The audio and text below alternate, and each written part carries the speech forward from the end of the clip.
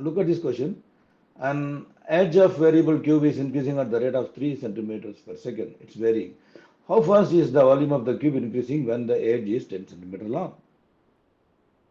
Now just tell me what are all the variables in this problem statement. I'll give you a hint. How to identify variable in a problem statement?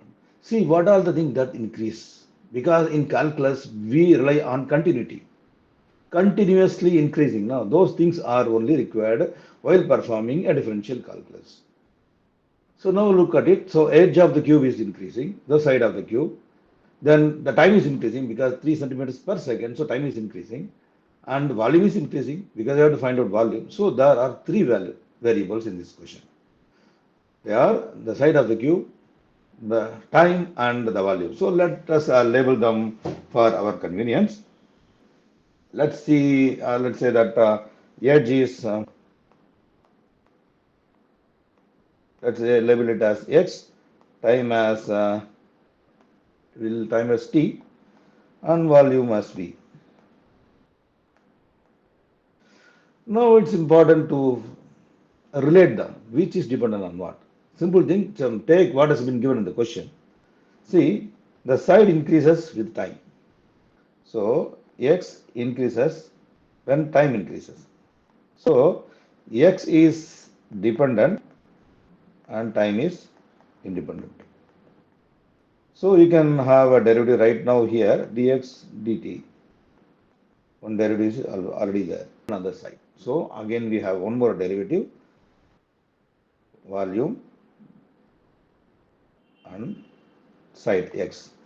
So volume is here dependent and x is independent.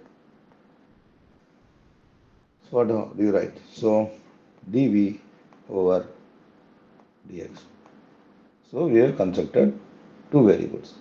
And what is in the question? You have to find the rate of increase in the volume when side is at 10 centimeter. So let's again put it in everything in one place. We can understand the classic chain rule here. See, the time first starts increasing. That results in the side of the cube increasing. Again, that results in volume increasing.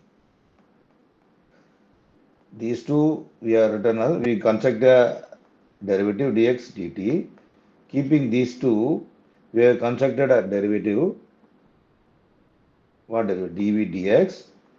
We have done now. One more thing is that, see, volume is also dependent on time. Yes or no? Volume is also dependent on time. Only thing is, not directly, through another variable, that is the side. Now we have labeled it as x. So we can construct another derivative dv dt also, and when a variable does depend on another variable but not directly through another variable, then this is called a chain rule. It's a chain reaction. When time increases, side of the cube increases. When side of the cube increases, the volume increases. That's called the chain rule. Chain reaction is there, no? So we can write dv by dt as dv dx multiplied by dx dt. So you can take dx at both the sides and you get dv dt. And then you will tumble. So now let's try to solve the problem. So we all know v equal to x cube volume, and so dv dx is 3x square, and we should what is dx by dt? Dx dt? It is already given in the question. Huh? See, the rate of change increasing at the rate of 3 centimeters per second. It is 3. It's already given in the question. How many of you noticed that? So tell in the comments. Thumbs up for all of you. Is 3. So dv dt equals now 3x square multiplied by 3, which is equal to 9x square. And we want the rate at which volume is increasing when side is 10 centimeter.